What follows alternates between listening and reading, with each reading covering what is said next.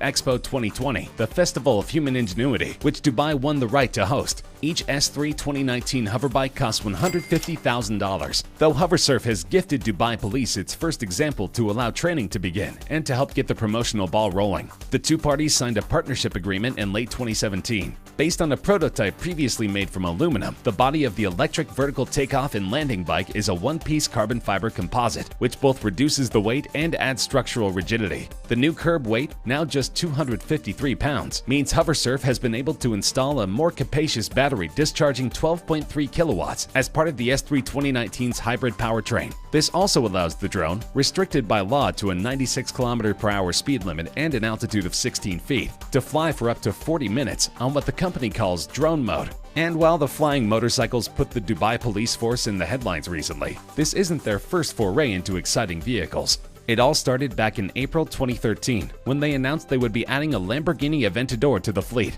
This was the obvious choice if you were in the market for a maximum wow factor mainstream supercar back then, so it came natural, even if the car came with a $350,000 price tag. They also added a $200,000 McLaren MP412C with a max speed of 207 miles per hour to the fleet. Complete with flashing lights, it can accelerate from 0 to 62 miles per hour in 3.1 seconds. The custom-made vehicle, painted in Dubai's flagship green and white colors, carries a 2020 number plate to celebrate the nation's successful World Expo 2020 bid, which will showcase business, creative, and economic innovation in the country to millions of visitors. Subsequently, the officials announced that they would also add a Ferrari, and it wasn't long until we got to see that they went for something a bit more practical than the Aventador, going for the 4-seat and just as four-wheel driven Ferrari FF. To make things even more exciting, it was announced that the FF would only be driven by women. After seeing an Aventador and an FF dress up in the Dubai police uniform, the news that they were also getting a Mercedes-Benz SLS AMG and a Bentley Continental GT didn't shock anybody. Most of those who reported it didn't even bother to mention it was the V12 model, not the V8. The cars cost $150,000 and $200,000 respectively. The next choice was rather unexpected, with the Dubai police force welcoming one of the 77 units of the Aston Martin 177, which comes at a cool $1.9 million. The Chevrolet Camaro SS that followed afterward may have seemed like a joke coming after all those big names, but it's still cooler than most police cars on planet Earth and costs 50 grand. And finally, in 2017, the Dubai police force outdid themselves by welcoming the world's fastest police car into their flight, a Bugatti Veyron. The car has quickly become the flagship of the fleet, with a staggering top speed of 253 miles per hour. Its 16-cylinder engine produces 1,000 horsepower, sending it from 0 to 60 miles per hour in just 2.5 seconds. The previous record holder belonged to the Italian police force, the Lamborghini Gallardo LP560-4, which has a top speed of 230 miles per hour. The Veyron costs more than $1.7 million, and officials report that it cost $20,000 just to get the oil changed in this luxury machine.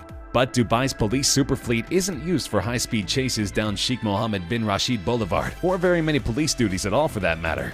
Instead, the cars cruise around the Dubai Mali area and Jumeirah Beach residents in search of tourists and attention. The role of the fleet is to break down barriers between the police and the public, explains Major Sultan Al-Mari of Dubai Police's General Department of Transport and Rescue. We're not looking to just show off with the car. We're looking to show tourists how friendly the police is here in Dubai, Sultan told CNN. We're looking for ways to connect with people all the time. While multilingualism and good communication skills are requirements for the job, drivers also need to have a good sense of humor. Sultan says people often jokingly ask the police to arrest them so they get to ride in the cars. Since the beginning, car makers have been vying for a spot on the fleet, which they see as an opportunity to market their own brand, according to an executive from a premium car manufacturer. It's very prestigious to have the Dubai police as your customer, and it's something that all the dealerships will fight for, he said. Once you've spent many years trying to get into a fleet, you want to stay in, and everybody else is trying to get in.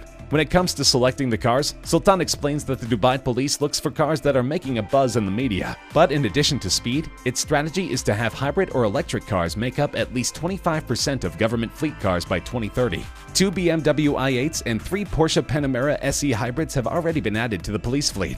It's good for them to consider the environment, but let's also remember that the police force in Dubai spends more on each of their supercars than it costs to send a child to college in the United States. There is so much money flying around Dubai that some people accuse the police force of being wasteful. In fact, a general in the Dubai police force makes only about $25,000 US a year, and a cadet only makes between $10,000 to $15,000 US a year. Needless to say, even if the police force pooled all of their salaries, they couldn't buy any of these luxury cars anytime soon. However, the Dubai police force strives to be the most progressive of all Arabic police forces and aims for high education standards amongst its personnel. The force was the first to use many new law enforcement techniques, including electronic fingerprinting and DNA testing. The force was also the first to use GPS systems to locate stolen vehicles. The force has announced that it plans to deploy its first robot police officer by May 2019, and that their ambition is to have 25% of the force consist of robotic officers by 2030, as well as to operate a smart police station that won't require human employees. In addition, the force was the first to create a human rights department, as well as the first to employ a community policing program. As part of their futuristic image, they have poured millions of dollars into the General Department of Artificial Intelligence. This department is another integral part of the police force, as well as being the most recent department to be created.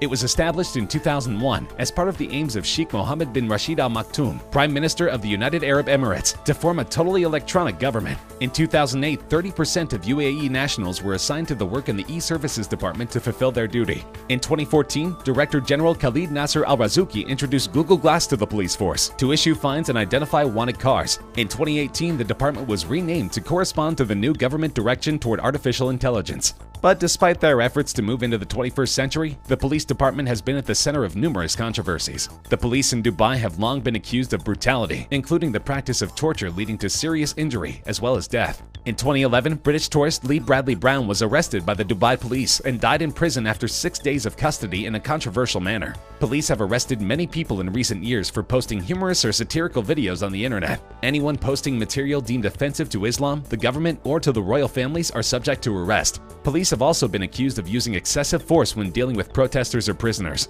Freedom of speech in Dubai is limited, with both residents and citizens facing severe sanctions from the government for speaking out against the royal family or local laws and culture. Most of the low-paid laborers are victims of human trafficking or forced labor, while some women are even trafficked into the growing sex trade in Dubai, a center of human trafficking and prostitution. However, statistically, Dubai is the 9th safest city in the world. There seems to be a misuse of power, but the police are still effectively preventing violent crime. This is impressive because not very long ago, Dubai was at the center of the world financial crisis, and crime was rampant. In fact, luxury cars worth hundreds of thousands of dirhams can be found gathering dust on roadsides across Dubai, the remnants of the city-state's economic boom that was brought to an abrupt halt by the global financial crisis. The financial crisis forced many companies to slash jobs, and those made redundant who had taken advantage of easy credit during the boom found themselves unable to meet car payments. Dubai municipality said 1,476 vehicles were recovered in the year to July 31st, compared to 1,227 during the same period in 2008. In a sandpit in one affluent Dubai neighborhood, The Springs, a Land Rover Discovery was found motionless, covered in dust, with another one bites the dust written on a grimy side window. A few miles down the road in another residential district called Al Barsha, a Porsche Boxster was parked with keys in the ignition. On the passenger seat are documents for a 144,000 dirham loan taken out at the Dubai Bank. The number of vehicles that have been abandoned in Dubai have become the stuff of urban legend, with rumors of thousands of cars being dumped at the airport, as debt-laden, high-flying execs flee the emirate after losing their jobs in the global financial crisis. But those times didn't last long, and now Dubai is back on top. The city-state is easily one of the world's fastest-growing economies. Dubai's gross domestic product is projected at US $107 billion, with a growth rate of 6.1% in 2014. Although a number of core elements of Dubai's trading infrastructure were built on the back of the oil industry, revenues from oil and natural gas account for less than 5% of the Emirates' revenues. It's estimated that Dubai produces 50,000 to 70,000 barrels of oil a day and substantial quantities of gas from offshore fields. The Emirates' share in the UAE's total gas revenues is about 2%. Dubai's oil reserves have diminished significantly and are expected to be exhausted in 20 years. Real estate and construction, trade, entrepot, and financial services are the largest contributors to Dubai's economy. So regardless of the naysayers, Dubai has more than enough tax revenue to fund an incredible host of police vehicles. Don't expect them to buy any more civilian cars in the near future. The chief of police says the fleet has brought the force an incalculable amount of good publicity, and they intend to pursue even more amazing vehicles in the coming years.